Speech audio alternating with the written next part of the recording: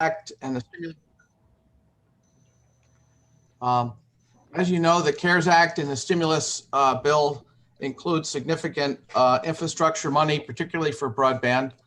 We've been working closely with Chairman Morrell of the Board of Supervisors, as well as Supervisor Bury, who chairs the Economic Development Committee, and Supervisor Riley, who chairs the Broadband Subcommittee, along with various groups of citizens from various towns throughout the county that have set up their own broadband committees. As you know, the issue has been the mapping at the state and federal level, the gaps that exist throughout the county, and in terms of unserved and underserved, and also the funding. The sense is that the county wants to be in a strong position when the funding is ultimately released and the programs are established to apply for the money. And whether that's going to be directly to the municipalities or through the county or through the state, it's not clear yet. So we have, as many other counties are doing, and we are about to enter into an agreement subject to this board's approval to undertake a study with a consulting firm that MC Fiber Services. The committee, the Board of Supervisors Subcommittee on Broadband and the Economic Development Committee last night approved moving forward with this project. We reviewed 3 proposals, one from MC Fiber, a second from a group called NYSTEC, NYSTEC. They had come to us through Assemblywoman Barrett and the county executive in Dutchess County, Mark Molinaro, and also ECC, which is the group that the county had hired several years ago to work on broadband. ECC and NYSTEC, basically their approach was to do a desktop analysis of all of the carriers and providers and the existing mapping. We've done that pretty much with Don Melt several years ago and have been updating that through his efforts now at the county planning office.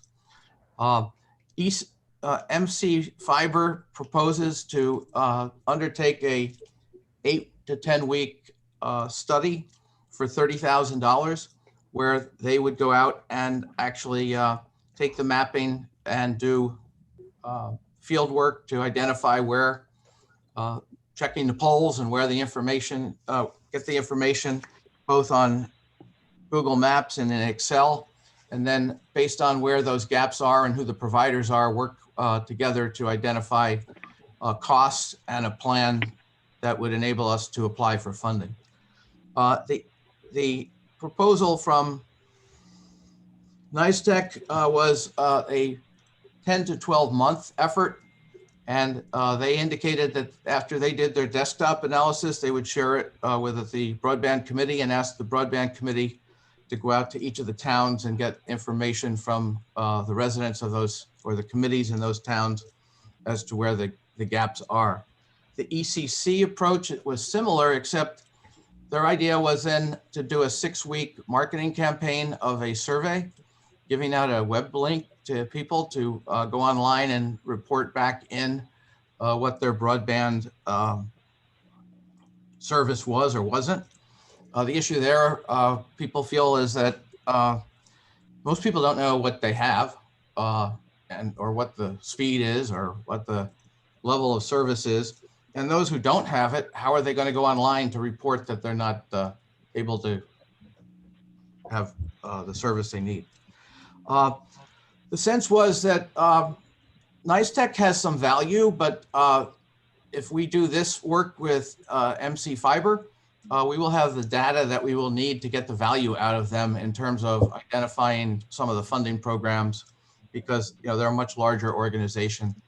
And both the other proposals were in the $60,000 plus range versus the $30,000 range. We have spoken to both Consolidated, Mid-Hudson, GTEL, and Spectrum. The first three have expressed a desire and willingness to participate and to provide information.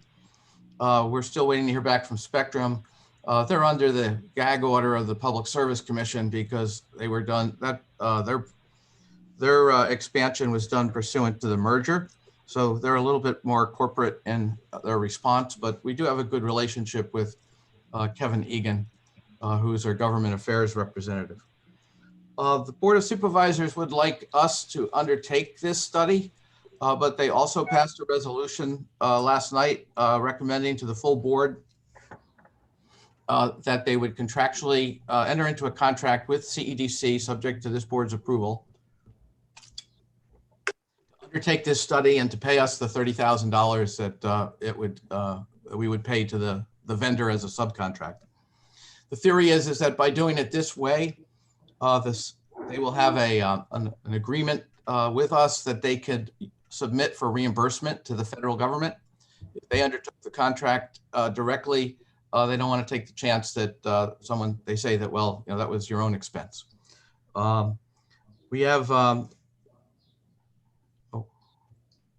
complete assurance from the committee and presumably, with the support of the chairman, to move forward. Obviously, it's subject to the full board's approval next month. But I would ask this board to authorize our chairman to enter into a contract with the county for the purpose of undertaking a broadband study with MC Fiber Services. And their study is an 8 to 10 week study. And so we'll know pretty quickly. And Dave Finger and Bruce Bonasac have agreed to kind of oversee this so that it stays on track and it's a in and out. And Dave, do you want to comment on your observations between the three providers? Yeah, MC Fiber is a bunch of old telco guys. They're guys that know the plant. They can ride down the road and look at the wires, know exactly what they are. The other two, I'm not saying they don't, but they're basically engineering firms that operate behind desks and do surveys and rely on data from surveys. That's the big key difference. I guess along with that is the price. This one was quite a bit less money. And if I'm not mistaken, they said they were also going to provide us with an actual 911 database of every single house, not just a census block or not just an area or a road, but the houses. If number 225 can get service and number 227 cannot, we will know that. So that's my observation of it. Mike, there was some discussion too about reimbursing us for our expenses. Is that going to play out or not? I have confidence that the chairman indicated that when I get to the sales tax is up 21% for the first 4 months of the year, and that's $2.7 million.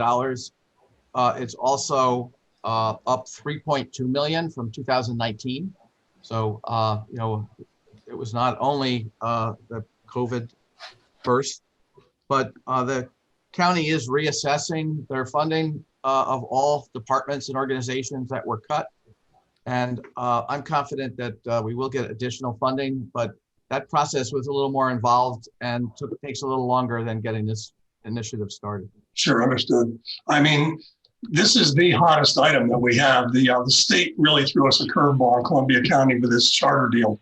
Where all the charter territories are just tied up. They won't tell you anything. They don't do anything.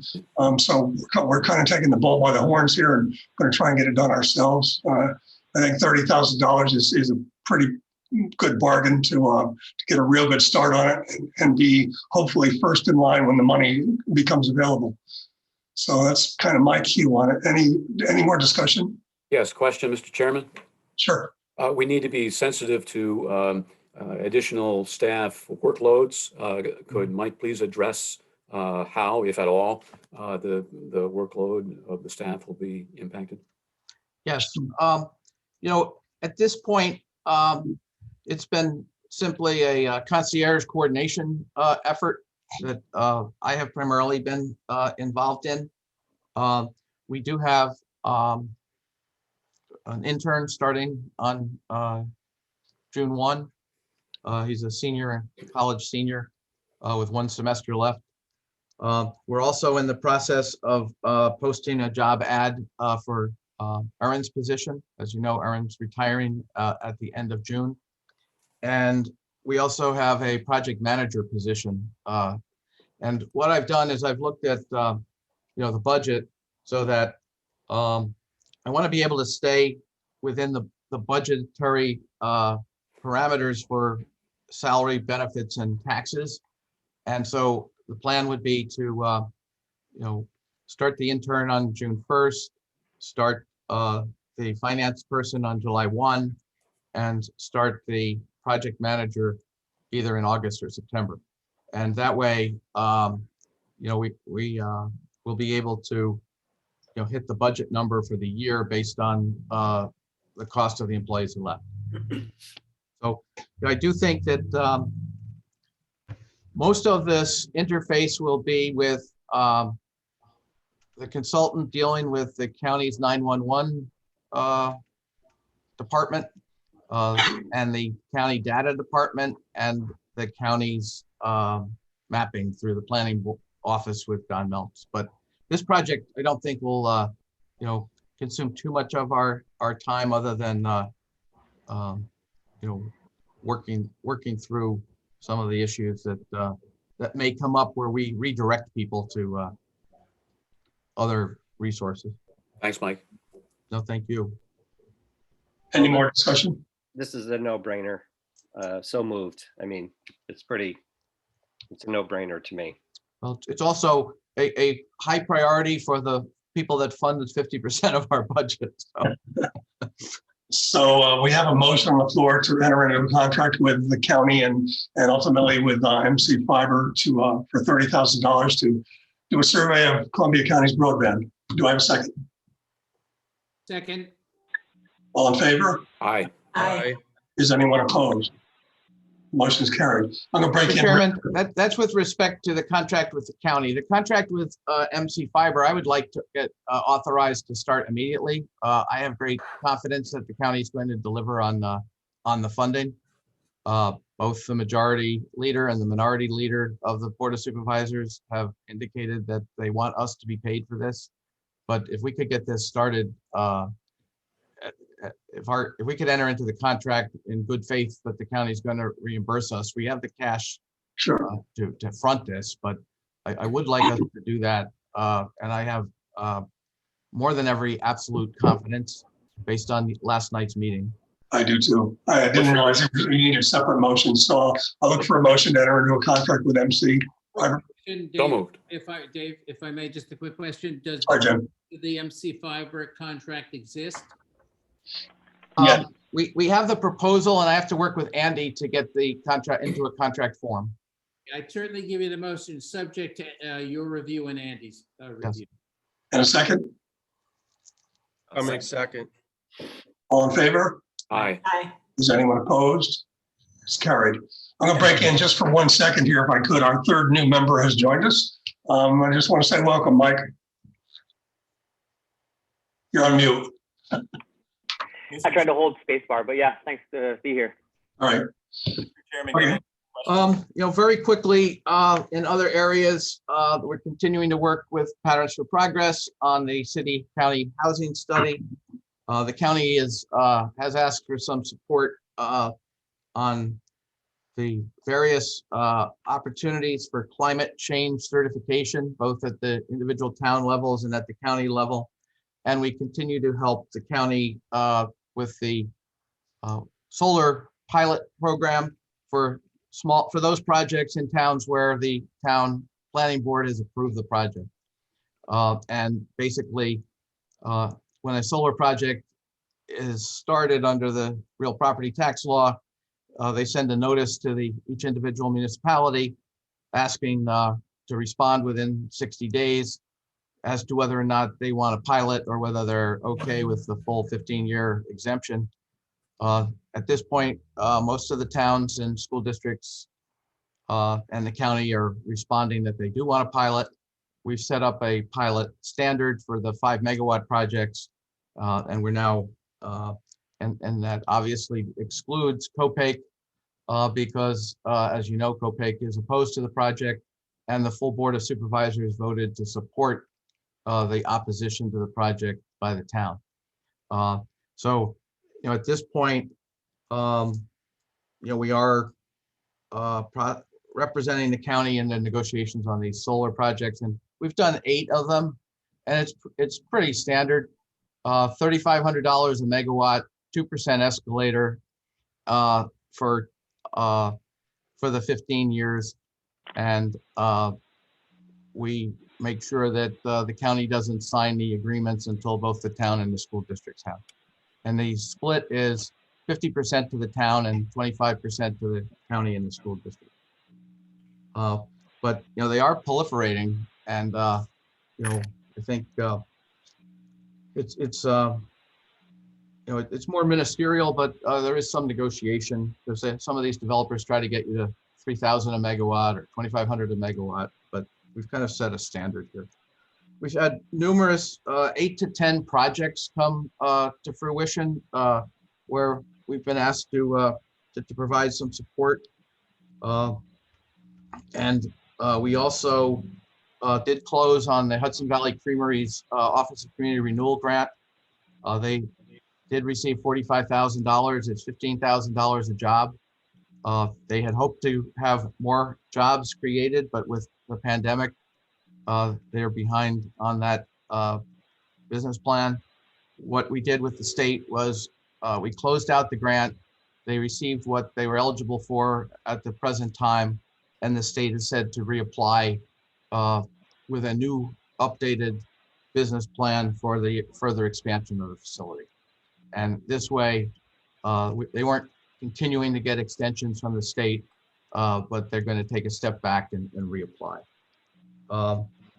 We are also moving forward with an update of our strategic plan. We have engaged Mary Ellen O'Loughlin, who you may recall assisted us with the last 2 iterations of it. We'll be sending out some materials to the board in advance of the next meeting, and we'll hopefully have an opportunity to have an initial discussion with the board at that time. Elena DeFio-Keen has sent us an updated employee handbook to bring up to date the statutory changes that have occurred since we did this 2 or 3 years ago. We will be reviewing that internally. Lisa and I are looking at it now. We'll then have the remainder of the staff review it, and then we'll send it to you in advance of the next meeting so it can be voted on and approved. We're also working with Elena to schedule the mandatory training that is required for all new employees. There's a host of other things, but I think in the interest of time, I did want to ask Martha to give you an update on some of the projects that we've been working on. Martha? Thanks, Mike. I'm in touch with a lot of our clients and other business owners. We're sort of back on the road and getting out into the field. In general, it seems as though most businesses are busy. And in fact, if you're in the hospitality industry, it feels as though the floodgates have opened. So event spaces, bars and restaurants, caterers, they're extremely busy, and their great concern is finding workers. And as you can imagine, that's a real obstacle. Maybe some of you, and it's not just the hospitality industry, you might have seen that banner that went up over Fairview Avenue for COARC announcing their $2,500 sign-on bonus. I think that some employers are feeling quite desperate at this point.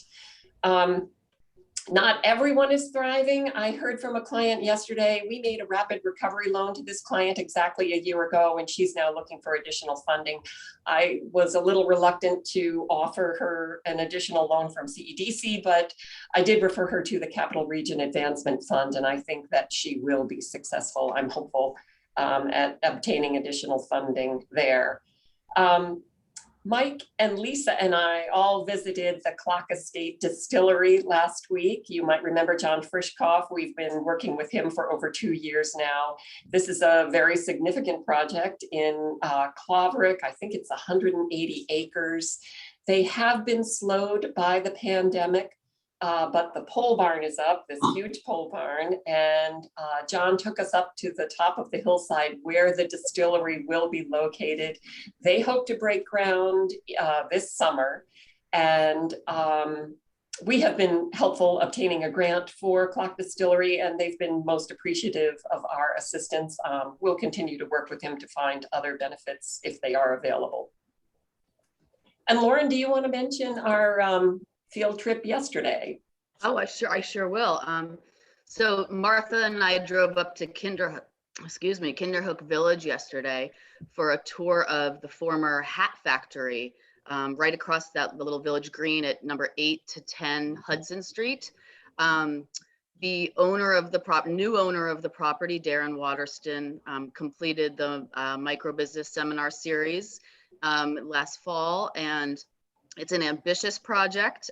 We, saw lots of construction going on. They are using reclaimed materials from the original buildings, which is fantastic to see. It's going to be 4 or 5 businesses in that space: a restaurant, a lounge, a flower shop, a wine shop, which we'll talk more about, as that's one of our loans on the agenda today. And just really exciting to see all the energy there. Martha and I have kind of talked about it as feeling like a little bit of a renaissance going on in Kinderhook Village. So just really a lot of fun.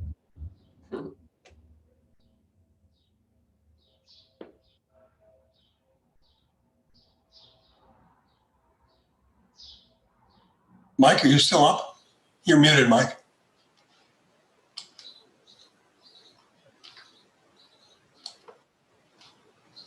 Mike, you're muted.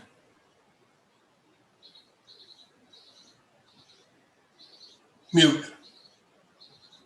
There you go. As you can see, we are working with our clients. They are desperate for employees, as Martha mentioned, with CoArc as an example. It's particularly difficult for the smaller businesses because,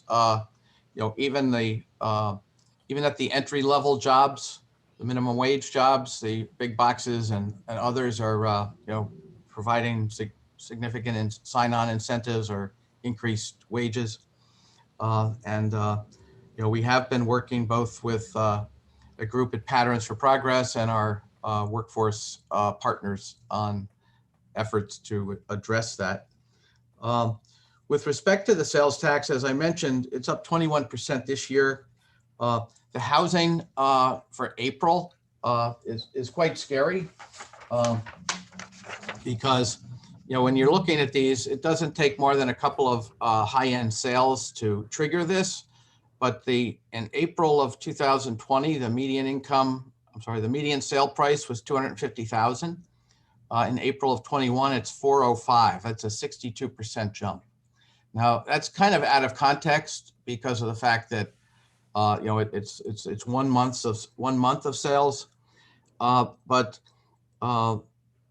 the new listings are up 76% April to April, meaning that people realize that it's a good market and they want to get their house sold.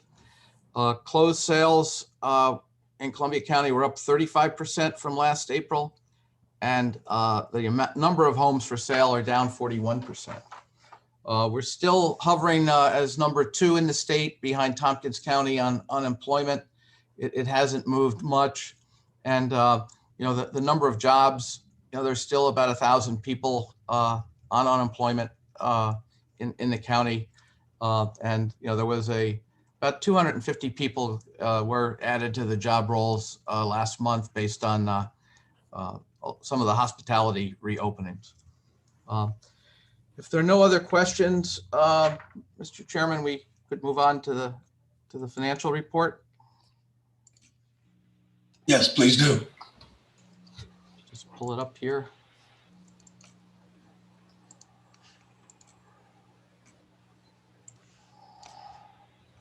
On the balance sheet,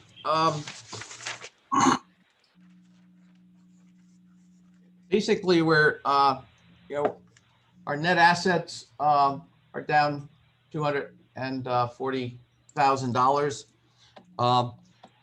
That is partially due to the fact that last year we had 157,000 in cash in the grant fund because we had received the money from Berkshire Taconic but had not distributed it. We also hit the balance sheet with $100,000 of bad debt. So that's 257,000. So there was some individual categories up and down, but all in all, the change in the balance sheet was the fact that we had taken in the funding for the grants, and and we also had not increased the bad debt allowance. Are there any questions on the balance sheet? If not, on the P&L, we show that we're $62,000 over budget on income, but we included in that the 68.7 from last year's PPP that was forgiven in 2021. So if you pull that back out, we're $6,000 off in terms of income. We have a $4,500 fee that hasn't been booked yet to collect from the Hudson IDA in connection with the 620 Union Street project. And if you recall, when we filed for the EDIL, each business was supposed to get a $10,000 outright grant from the federal government. But when the SBA put the program in place, they only gave you $1,000 per employee. We now, Congress has rectified that, and we're in the process of applying for the additional $4,000 grant. So we'll be pretty close to being on budget for on income. On the expense side, we are $5,000 over on the micro business expense, but as you know, this is our last quarter, and we're making sure that we spend all of the technical assistance money so that when we file the report for the end of the federal fiscal year on this program, which is June 30th, we'll have not left any funding on the table. We are, we continue to be off budget on office expense, but we're consistently $4,600 off budget, and that's because we had not budgeted for the down home software increase or contract to renew, and we had purchased some additional monitors and screens for people to be able to have 2 monitors as part of their workstations. And then we're over on new initiatives at $10,000, and that's primarily because of the $9,000 that we paid to join Patterns, and we're slightly over on professional fees, primarily due to loan closings and also our work with Elena on HR issues. So at the end of the day, we're $24,000 over budget on expenses. I do feel that we can get back on track there, and we will be able to meet the budget. You remember, this does not include the $63,400 that we've received in PPP, which right now is a loan. And once that is forgiven, it will hit the income and again, overstate the income like last year's forgiveness. But we do expect that to be forgiven in 2021. So I guess the good news is where we're over is in providing technical assistance and in new initiatives. One thing we have been working on is spending a lot of time on, and if you're out and about and people are looking, the CFA process is reopened. The governor opened it about 10 days ago. There's $150 million of economic development funding, but there's also $800 million of other state agency funding. We fielded a lot of inquiries on how to get started with that process. The applications are due on July 30th, and we have businesses like Stair, interiors, we have Catamount, we have a whole array of large businesses looking for 20% funding for their capital projects as part of this effort. And we do provide support in that arena. So, any questions on the finances? Thanks, Mike. We need to approve that. Can I get a motion? Sterling, motion. And a second? Second. Jim, you look like you have something to say. Questions? No. Good. Okay. A motion and a second. All in favor? Aye. Aye. Anyone opposed? It's carried. Thanks. Where are we? Committee reports. Audit and Finance did not meet. Executive Committee did not meet. Governance and Nominating Committee did meet and did our interviews with the new members who are here with us today. Gary was the chair of that committee and has left us since. I'm looking at the minutes. I don't see where much other business was done besides that.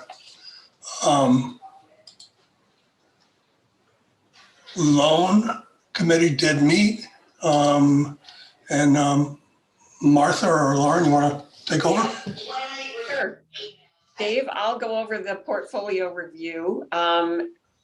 This was dated, I think, on May 8th. Everybody on the list, except for one, has brought their account current, and we're working with that one client. So it's a very clean report. I did want to mention Train Time Express. I updated the loan committee and I want to update the full board. That loan is currently in deferment. They have not yet secured a gig for this summer, although they are hard at work on doing that. Lauren and I had met with the owners and agreed that it was the right time to list the train for sale. It is listed for sale. They have not had any nibbles yet. So we're working with those owners, but it's a rough time for them. I just want to make the board aware of that. We're probably going to write that one off eventually. I am expecting that will be the case. We'll certainly take the asset and sell it and probably write down the loan. There'll be some recovery. Okay. Martha, did we also begin the process to draw down the remaining funding from the SBA? We need to close an additional loan or two. We have to have spent 75% of the money before we can do an additional drawdown. So I'm in touch with our analysts. And should we get the board approval of that pending the two additional loans to draw down the, as you recall, we borrowed $300,000, but only did a portion of that in the first drawdown. So I think if we had a motion to approve the second drawdown and what's the full amount, Martha? $175,000. Any discussion? So we need a motion to draw down $175,000 from the loan. I'll move it. Second? Second? Second the motion. All in favor? Aye. Anyone opposed? It's carried. And Martha, if you could also just touch on the status of the Capital Region Loan Fund and Todd on the loan grant that Todd just received. Yes, the Capital Region Advancement Fund has approved, if not dispersed, approximately 50% of their funding, and they hope to have it all out on the street by the end of the year. Things have slowed just a little bit. I think that businesses are receiving the additional PPP money, and there was additional EIDL money made available. They're finishing up their taxes. Hopefully they've done that by now. But in order to increase the number of businesses that qualify for this funding, they have opened it up to nonprofits.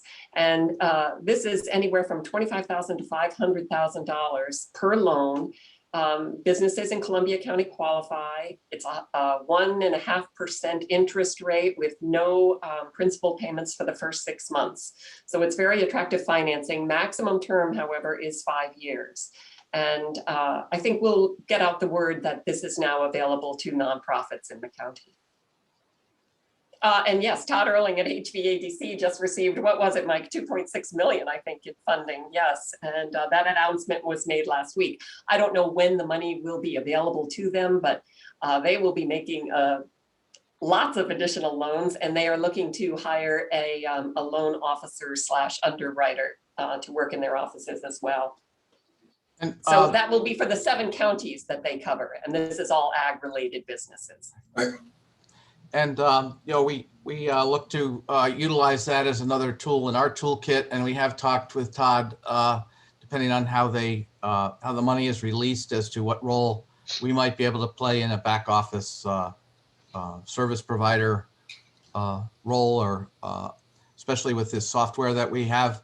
No sense of, you know, 2 of us paying the same software fee, and you can set it up where, you know, there's a firewall between different loan portfolios, similar to how we separate the SBA portfolios and the CEDC loan portfolio. So there may be an opportunity for some synergy there. He's not sure, you know, it was released by Senator Schumer. It's USDA money, and as Martha said, it is for ag businesses or food businesses. We talked to him about whether it was going to involve restaurants, and he said only limited to the extent that they're getting food from local providers. So it would, but you know, we don't see it as competitive. We see it as a great additional resource. With drawing down the remaining money on the current SBA tranche, we'll be almost at 2.8 million, and we have about $1,650,000 on the street. So it's finding businesses, and you know, to Martha and Lauren and Aaron's credit, in terms of the collections, I mean, to be where we are today and have 1 loan that's late and 1 loan that we're worried about at the level we are with the train is just an incredible achievement, and a great credit to your underwriting, but also the technical assistance and way that you've been handling these clients over the years. Thank you, Mike. Agreed. Martha, I got a question. It's Rick. Do we have any idea, just getting back to the train, what they're going to ask for the train as far as selling it? I think they're asking around $40,000. Okay. You have a train track right by your place too, right, Rick? Yeah, you wanted to I place was it. getting a little bored around here. I was- Well, they just announced It's that gonna be a long summer. Somebody needs a train ride. they just announced that the governor of New Jersey authorized the Giants to be able to have 100% occupancy by September. So maybe we can put it in the parking lot there and give rides to the kids. Okay. Martha, you're still up, or Aaron? Yeah, I'll talk about Talbot and Arding. As you know, they're planning a major expansion, and we were the first funder.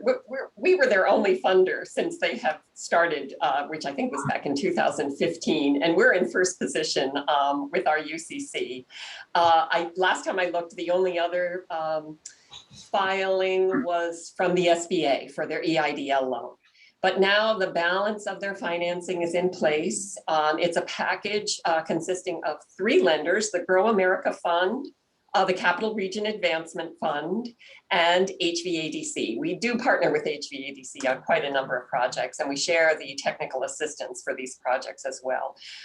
So we knew from the get-go that we would have to subordinate our loan to 1, if not 2, of these other lenders. I believe the Capital Region Advancement Fund has identified the equipment they want as collateral, and I believe HVADC will do the same thing.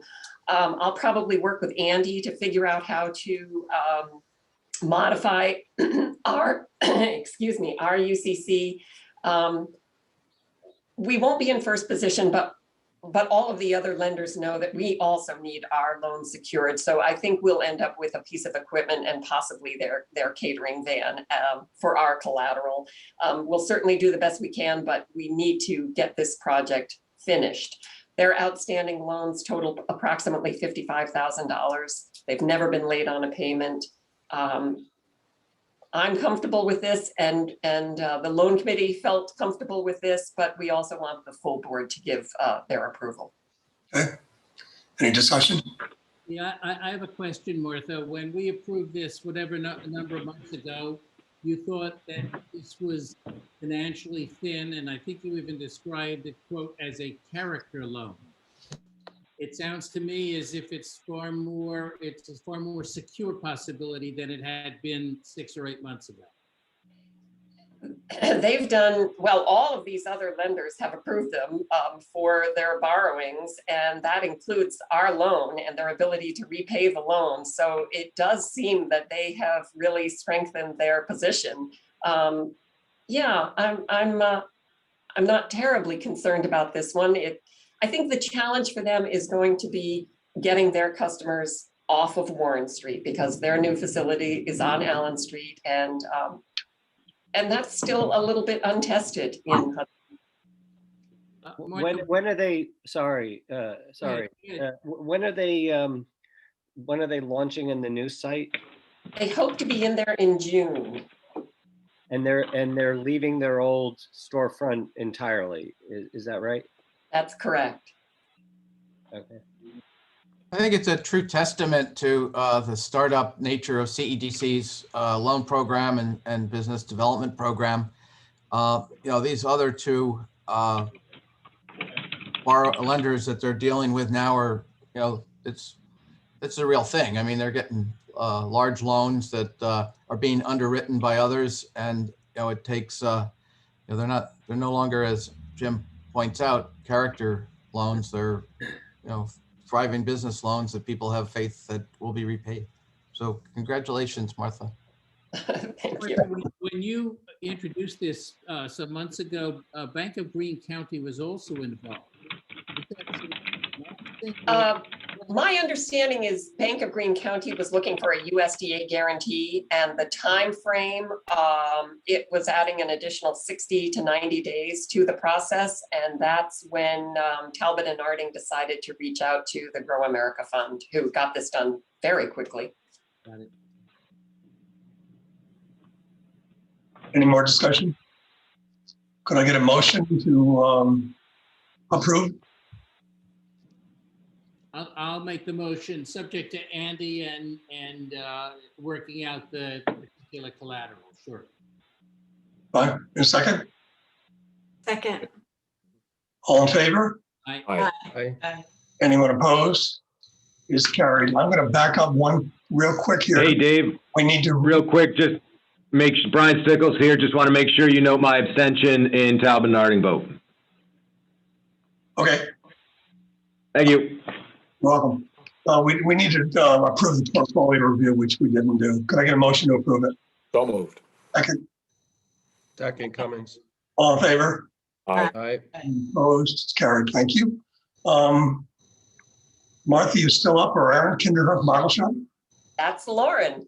Yeah, so over to me on that one. Thank you, Dave. Sure. So Kinderhook Bottle Shop, which as I mentioned is one of the businesses opening at 8 Hudson Street in Kinderhook Village that Martha and I visited yesterday.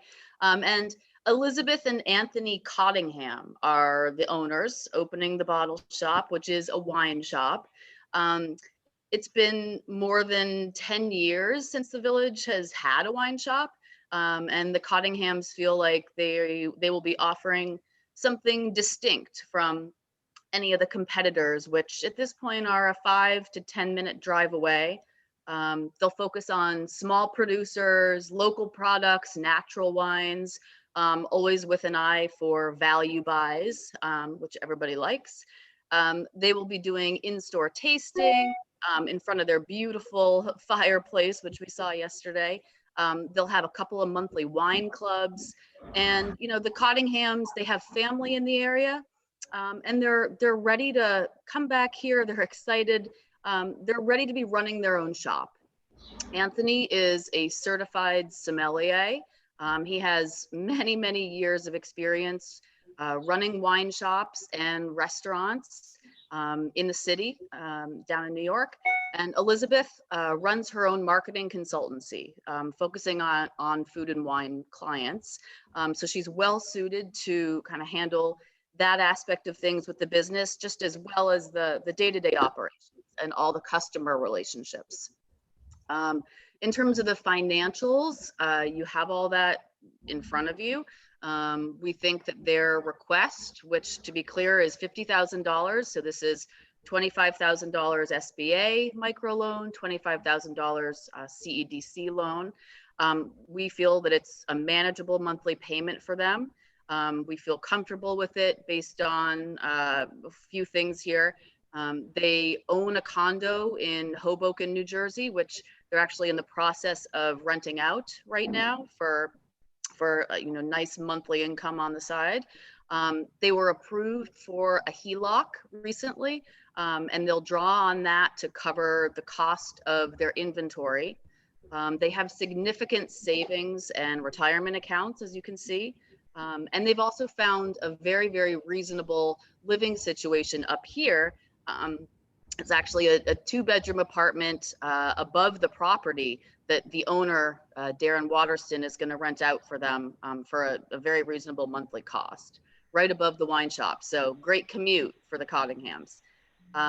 Bottom line here with all this is, we're liking that this business is 50% woman owned.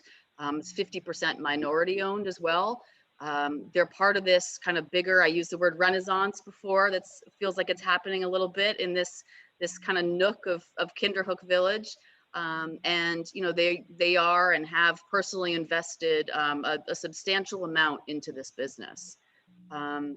If the loan is approved, and to be clear, of course, the loan committee approved this to come forward. This is now coming before all of you.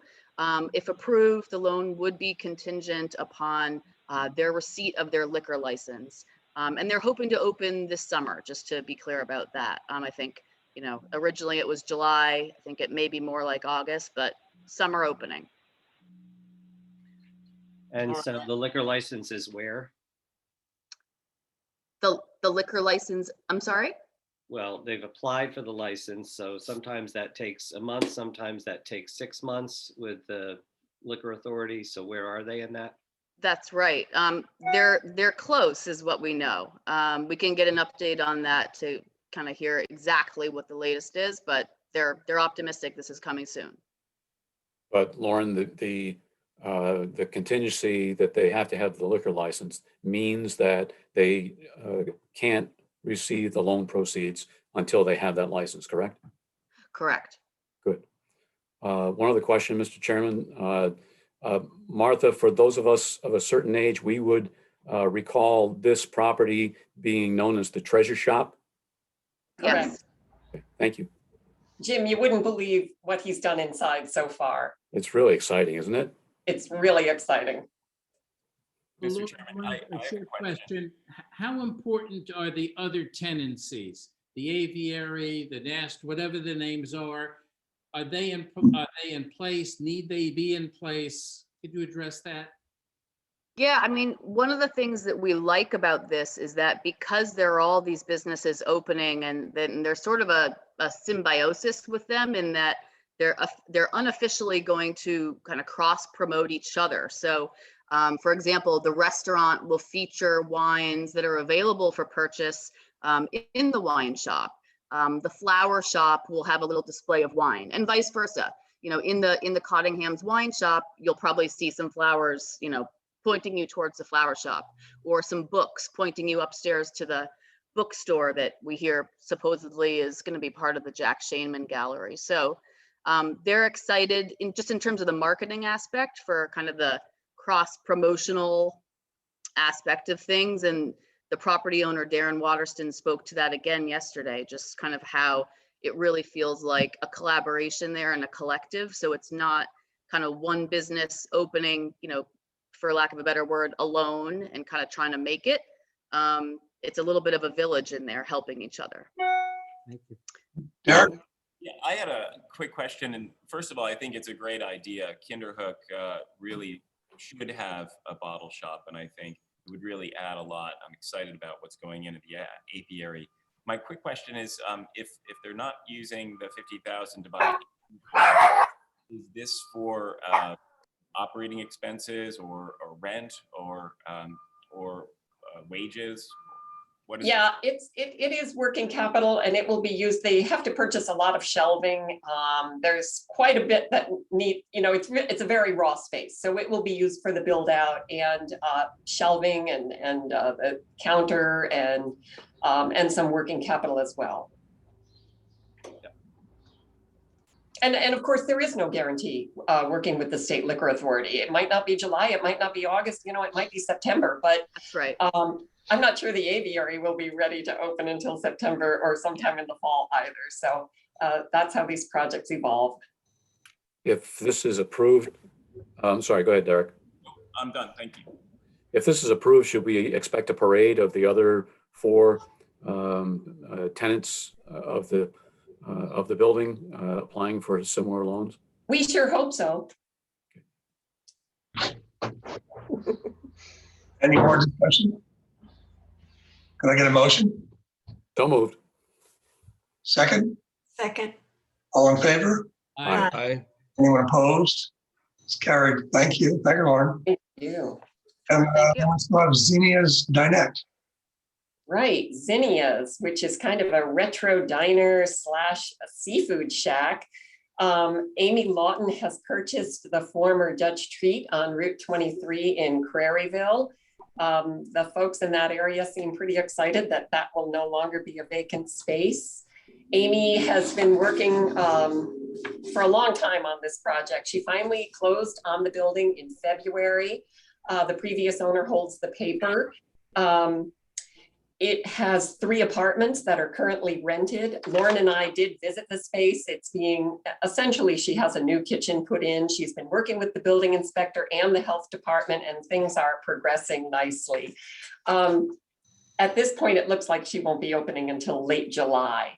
And she's concerned about hiring staff as well, but I think that Amy will be successful. She really has a way with people, and I'm hoping that she'll be successful hiring staff and attracting locals and visitors to her new restaurant.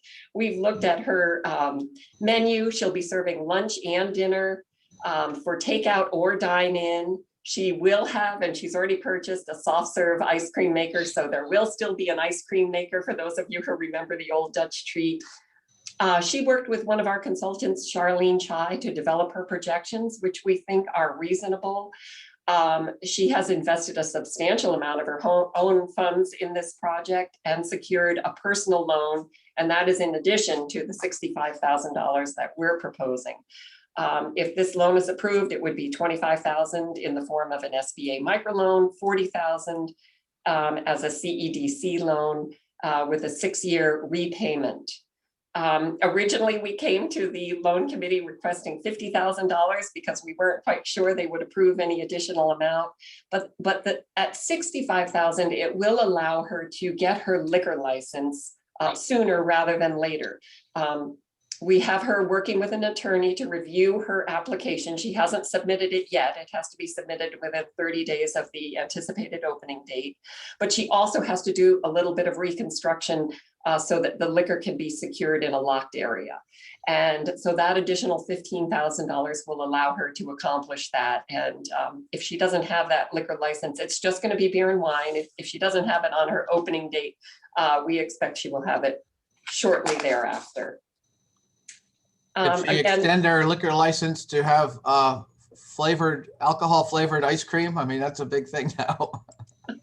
we'll talk to her about that. Once again, this is 100% female owned. She has a long history in the food industry, a lot of experience. It is a well-traveled highway, and that building has been vacant for quite some time. So we're very hopeful that this will be a successful project. Does anyone have any questions? Martha, what are the employment implications? Do we know? She plans to have, I believe, 6 full-time and 4 part-time people. She has a couple of individuals lined up who have expressed interest in working with her, and she's worked at other local restaurants, including most recently Random Harvest. She's really adamant about training her people well. She's planning 30 days of training, and that's part of what this funding will go for. And she's going to pay them above minimum wage. As you know, tipped employees have a lower minimum wage.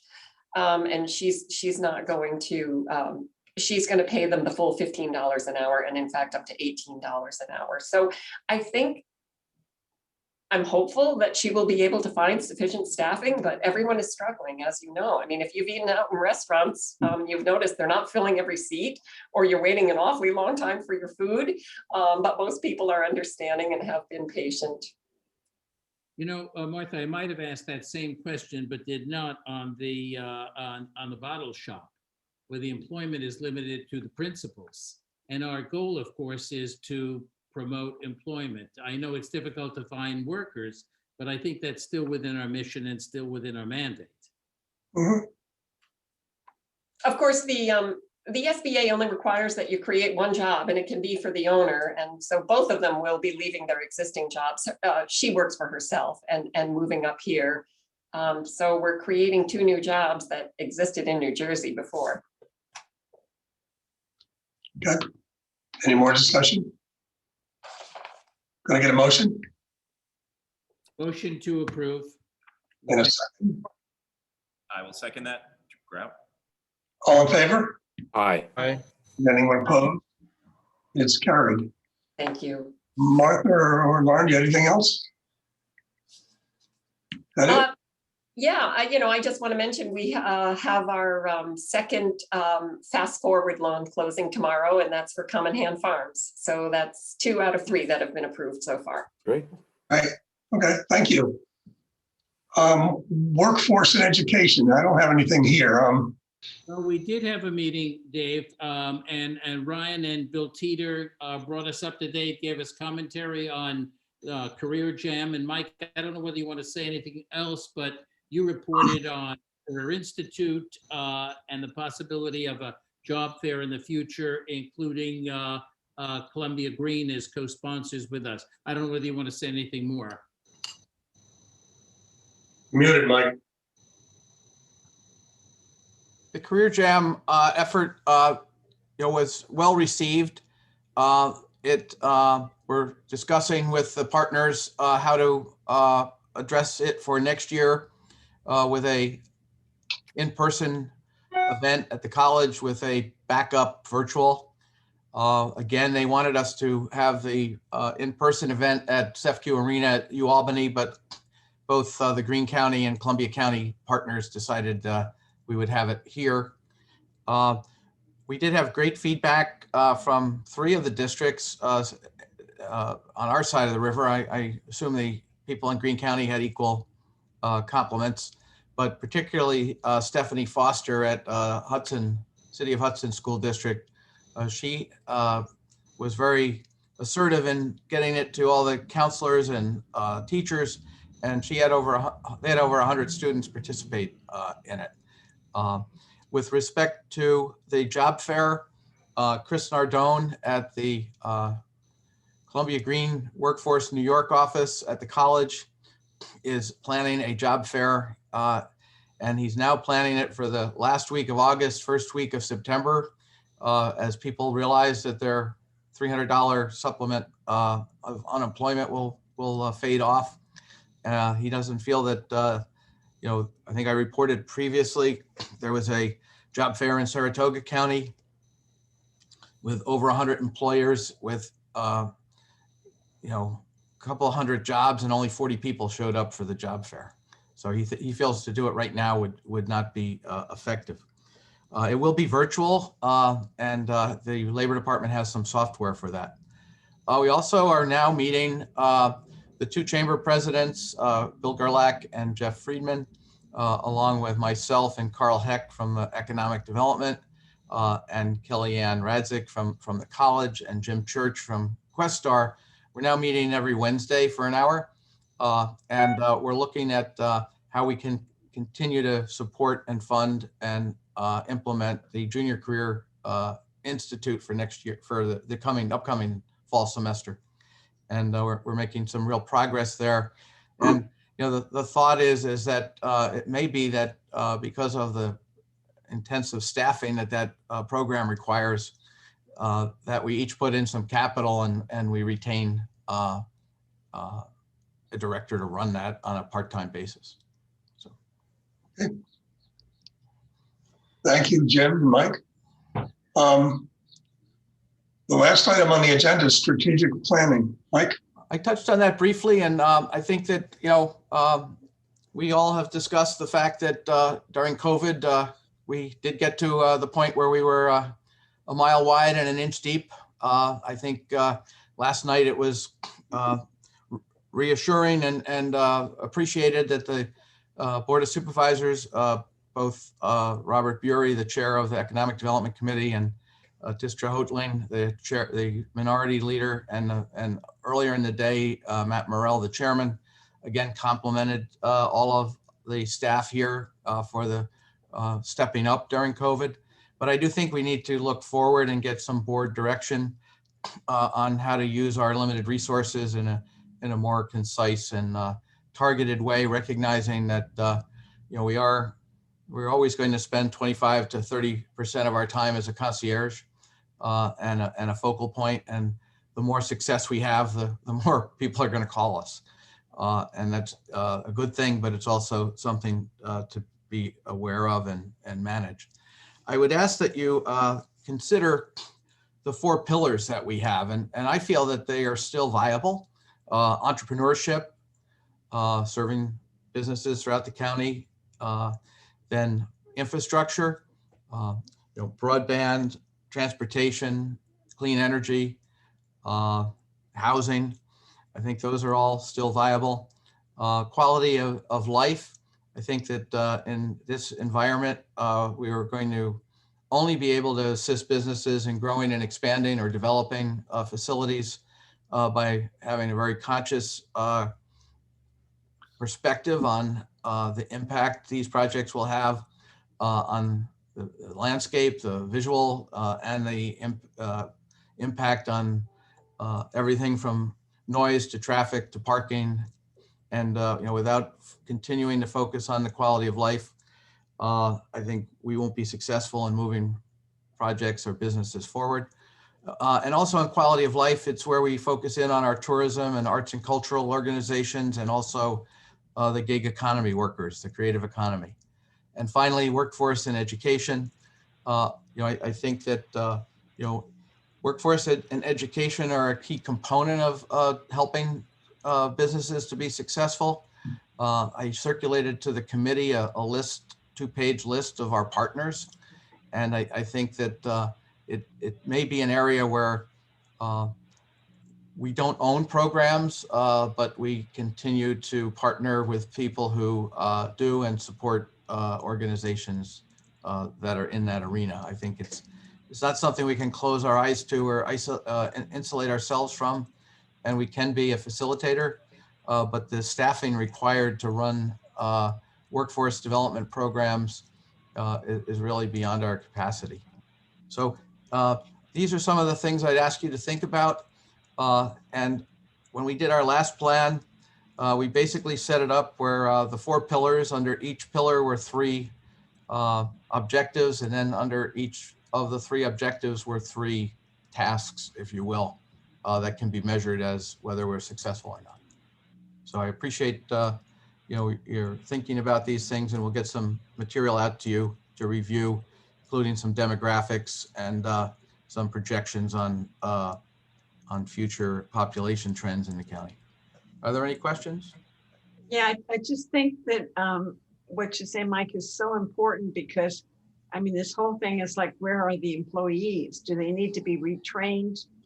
We can't entice anyone to the area when there's no housing. How do we get a viable workforce, or get the people back to work who have been just taking unemployment for a while, and get them, say, retrained? I think it's vital. And when we were talking with the workforce, with Katie Drake at the Workforce Investment Board, and Jim, you were recommended for reappointment last night by the Economic Development Committee, and will be brought to the full Board of Supervisors at the June meeting. But the issue is you can't train people fast enough to fill the job of today. And so it's really a pipeline issue. And, employers now are, I've seen signs when you drive through the county on billboards, we'll train you, you don't need any training, just show up and we'll put you to work. But, again, The people who are available in this type of economy are unfortunately sometimes available for a reason. And as employers, I think, you know how difficult it is that the people who want to be employed are employed. Or, and I have to take that back because, there are families who are with kids not in the classroom who have to have someone stay home and address childcare. And I think, that's a critical issue. And hopefully if the schools can get reopened in the fall, that segment of the workforce can come back in place. I didn't mean to be, so broad brushed that it didn't take into consideration those issues. Yeah, I think, the low end is people are desperate, but I find it's the higher end in the county too. We find people, we can't, because of our tax cap and things, we can't pay people enough and they're leaving because they can get paid more someplace else. So it's difficulties all over the place. So I think there's a role for us, and it may be a convener role, it may be a policy role, but and it may be supporting the college, Questar, other training cohorts, but it's very difficult for us to actually manage and run these programs. So thank you very much, Mr. Chairman. Thank you, Mike. Any more comments? With that, the last item is public comment. Is there anyone from the public? And if not, I'll entertain a motion to adjourn. So moved. Second? I will second that, Brown. Okay, carried. To the two new members, I know it seems probably overwhelming. I'm sitting here looking at you and remembering my first meeting. And it is overwhelming, but don't let it be. It's all very well organized, and you'll find your spot and hopefully contribute and be part of our group. Thank you. See you. Have a wonderful Memorial Day. Safe travels if anyone's traveling. Thanks, guys. Take care. Everyone take care. Thank you. Bye-bye. Thank you. Bye. Now,